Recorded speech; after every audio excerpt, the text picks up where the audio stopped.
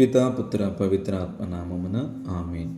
క్రీస్తునందు ప్రియ సహోదరి సహోదరులారా, పునీత అగస్తిని గారు చెప్పిన మాటలు ఆధారంగా చేసుకుని కొంచెం సేపు మనం దేవుని యొక్క వాక్యాన్ని ధ్యానం చేద్దాం. మా హృదయం నీలోనే విశ్రాంతి పొందే వరకు అశాంతిగానే ఉంటాయి.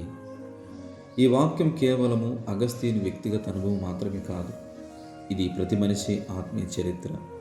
దేవుడు మనిషిని తన స్వరూపంలో తన పోలికలో సృష్టించాడు. అందుకే మనిషి హృదయం భౌతిక సుఖాలతో పూర్తిగా తృప్తి చెందదు. ఎందుకంటే అతని మూలము దేవుడు, అతని గమ్యం కూడా దేవుడే.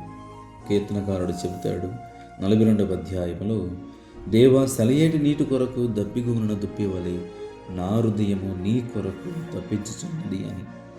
అందుకే మానవుని యొక్క జీవితము, మానవుని యొక్క జీవన విధానములో గమ్యస్థానం దేవుడని మనం గుర్తించుకోవాలి. ఈ తపన దేవుని కోసం, ఇది మనిషి ఆత్మలో నాటబడిన దైవిక ముద్రని మనం గుర్తించాలి. అయితే పాపం ఈ సంబంధాన్ని విరిచివేస్తుంది. అయితే పాపం ఈ సంబంధాన్ని దూరముగా చేస్తుంది. ఆదాము అవ్వలు పాపం చేసిన వెంటనే దేవుని సన్నిధి నుండి దాక్కున్నారు, దేవుని సన్నిధి నుండి దూరముగా ఉన్నారు.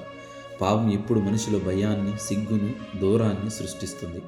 పవిత్ర గ్రంథం చెబుతుంది, పునీత పౌలు గారు రోమీయులకు రాసిన లేఖ 3వ అధ్యాయము 23వ వచనములో, మానవులందరూ పాపం చేసి దేవుని మహిమను పొందలేకపోయేరి. ఈ దూరత్వమే అశాంతి. యెషయా ప్రవక్త స్పష్టంగా చెబుతాడు, దుష్టులకు శాంతి లేదు అని. యెషయా గ్రంథం 57వ అధ్యాయం 20వ వచనం మనం చదవవచ్చు. దేవుడు లేకుండా మనిషి హృదయం అలజడి సముద్రంలా ఉంటుంది. బయట విజయం ఉన్న లోపల ఖాళీగా, లేకపోతే లోపల అసంతృప్తిగానే ఉంటాడు. కానీ దేవుడు మనలను వదలడు. పాపములు పడిపోయిన ఆదామును ఆయన వెతికాడు, నీవెక్కడ ఉన్నావు? ఇదే ప్రశ్న ప్రతి మనిషిని దేవుడు అడుగుతున్నాడు. ఇర్మియా గ్రంథంలో 29వ అధ్యాయం 13వ వచనంలో, మీరు పూర్ణ హృదయముతో నన్ను వెతుకుదురు, నేను మీకు దొరుకుదును అని ప్రభు హామీ ఇస్తున్నారు. మన ప్రభువుని వెతికినప్పుడు ఆయన చేరువలోనే ఉంటారు అని మనం గ్రహించాలి. దేవుని వైపు తిరిగే ప్రతి హృదయాన్ని ఆయన స్వీకరిస్తాడు. యేసు చెప్పినట్లుగా యోహాను సువార్త 6వ అధ్యాయము 44వ వచనములో, నన్ను పంపిన తండ్రి ఆకర్షించినని తప్ప ఎవడును నా యొద్దకు రాలేడు.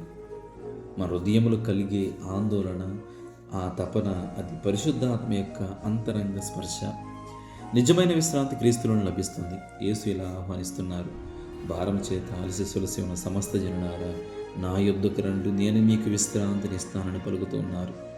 ఈ విశ్రాంతి పరిస్థితుల మార్పు వల్ల కాదు, సంబంధ పునరుద్ధరణ వలన వస్తుంది. పునీత పౌలు గారు చెప్పిన విధముగానే దేవుని శాంతి హృదయములను, మనస్సులను యేసుక్రీస్తునందు భద్రముగా ఉంచమని పలుకుతున్నారు. ఇదే పునీత అగస్తిని గారి యొక్క అనుభవం. పాపపు మార్గం అశాంతినిస్తుంది, దేవుని సన్నిధి శాంతినిస్తుంది. మనిషి గమ్యం నిత్యత్వం. మనుషుల హృదయములో శాశ్వతత్వమును ఉంచెనని ఉపదేశుడు గ్రంథంలో 3వ అధ్యాయం 11వ వచనంలో మనం చదవవచ్చు. అందుకే భౌతిక ప్రపంచం మన హృదయం పూర్తిగా నింపలేదు. నీ సన్నిధిలో సంపూర్ణ ఆనందము కలదని కీర్తనకారుడు 16వ అధ్యాయం 11వ వచనంలో పలుకుతారు. కాబట్టి మనందరము కూడా మన అశాంతి మన గమ్యాన్ని గుర్తు చేస్తుంది, మన నిత్య దేవునికి చెందిన వాళ్ళమని. ఈ తపస్సు కాలము ఆ అశాంతిని అర్థం చేసుకునే సమయం. ఇది పశ్చాత్తాపానికి పిలుపు. ఓ దేవా, నన్ను పరిశోధించి నా హృదయం తెలుసుకునమని ప్రార్థన చేస్తూ ఇది తిరిగి రావడానికి ఆహ్వానం. తండ్రి యొద్దకు లేచి వెళ్ళేదము అని తప్పిపోయిన కుమారుడు అనుకున్నాడు. తన యొక్క అశాంతి నుండి శాంతి మార్గాన్ని కనుగొని ప్రయాణం కొనసాగించాడు.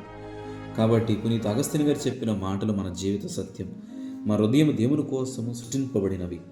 మన అశాంతి శాపం కాదు, అది ఆహ్వానముగా మనం గుర్తించాలి. అది దేవుని వైపు తిరిగే పిలుపు. చివరికి మనము కూడా విశ్వాసంతో ఒప్పుకోవాలి. చివరిగా మరి ఒకసారి పునీత అగస్తిని గారు చెప్పే మాటలను జ్ఞాపకం చేసుకున్నాం. ప్రభువా, నీలోని విశ్రాంతి పొందే వరకు నా హృదయము అశాంతిగానే ఉంటాయని. కాబట్టి మనందరము కూడా ఈ యొక్క ఆధ్యాత్మిక ప్రయాణములో ప్రభువుని తెలుసుకుని ప్రభు వైపు మనం ప్రయాణము చేస్తూ ఆ ప్రభువులోని సంపూర్ణ ఆనందము కలదని విశ్వసించి మన యొక్క ఆధ్యాత్మిక ప్రయాణాన్ని కొనసాగించుదాం.